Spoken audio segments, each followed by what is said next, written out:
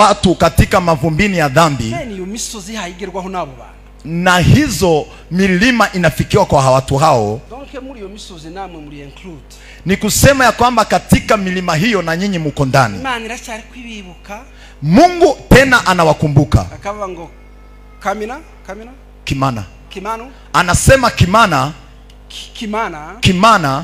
naho ngomba kuhohereza abantu. Hapo nafaa kuwatuma watu bakaviria kure, watoke mbali, ariko bazanye ubutumwa bwiza, ili wakuje walete habari njema. Ko murabona uri ya muzungu, mkiona mzungu kama yule, wewe nzahaba na hatuye ni mirimo akora. Mimi najua mahara naishi na kaza yanazofanya.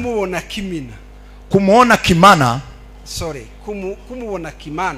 Kimana ni vitu vy'Imana, ni vitu kutoka kwa Mungu. Bisobanura ngo inamaanisha message yazaniye kano gace, ujumbe ameleta kwenye mji huu, mpure kuifata kikintu gikomeye. Munafaa kuichukulia kama kitu kisicho cha kawaida.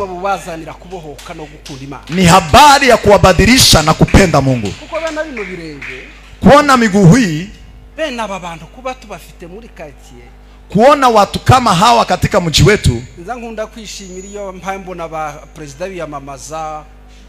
Napendanga kuona